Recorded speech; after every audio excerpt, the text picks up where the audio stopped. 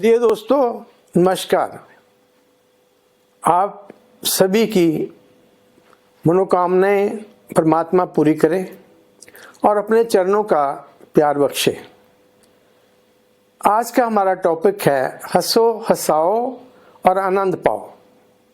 यह हमारा जिंदगी का मोटिव होना चाहिए।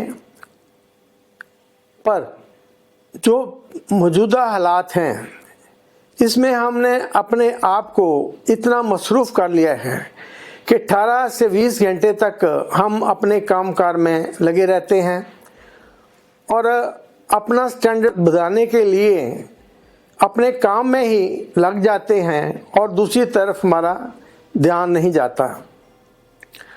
हमारी ज़िंदगी मिली है, ये हमारे पिछले जन्म के कर्मों के अनुसार मिली है। कर्मों के अनुसार हमें दुख मिलना है तो हमें दुख मिलना है, सुख मिलना है तो हमें सुख मिलना है। जब सब कुछ उसकी मौज के अनुसार ही मिलना है तो फिर हम क्यों इतनी चिंता लगाए बैठे हैं। हमें उसकी मौज पर बने रहना है और जिस भी हालात में वो रखता है उस हालात में हमने रहना है। हंसने की आदत डालना मुश्किल है, पर अगर हम प्रण कर लें, इसके अनुसार करें तो ये इतनी मुश्किल है भी नहीं। उस मालिक ने मानव जाति को कुछ खास ताकतें, शक्तियां दी हुई हैं जो दूसरों जीवों को नहीं दी हुई। पहली शक्ति है, अगर जीव ने जन्म मरण के चक्कर से छूटना है तो उसको संतों महात्माओं के अनुसार सतगुरु की शरण में जाना पड़ेगा।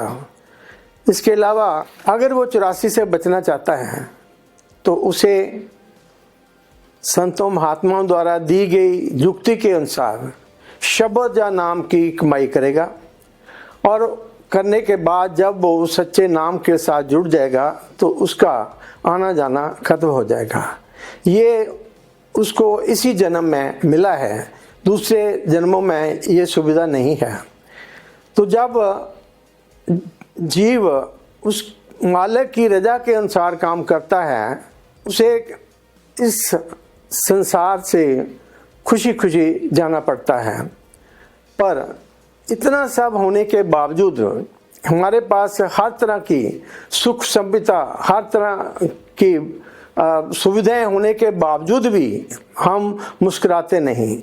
इसका क्या कारण है? जब ये सभी सुविधाएं हमारे पास हो जाती हैं तो हमें एक तरह का डर लग जाता है कि कहीं कोई इनको लूट ना ले, कहीं चोर चोरी ना कर जाएं, कहीं बैंक फेल ना हो जाएं, कहीं और किसी तरह की कोई अनहोनी ना हो जाए।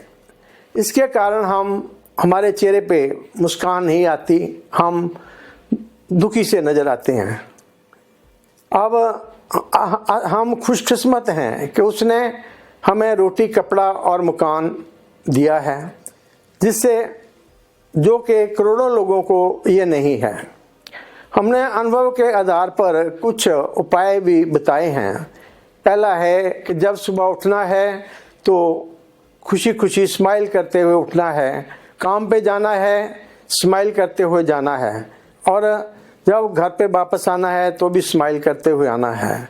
हमने ऐसा एक रूटीन बना लेना है जिसमें हर समय ये स्माइल हमारे चेहरे पे बनी रहे।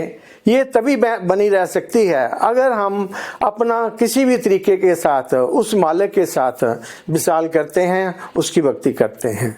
धन्यवाद।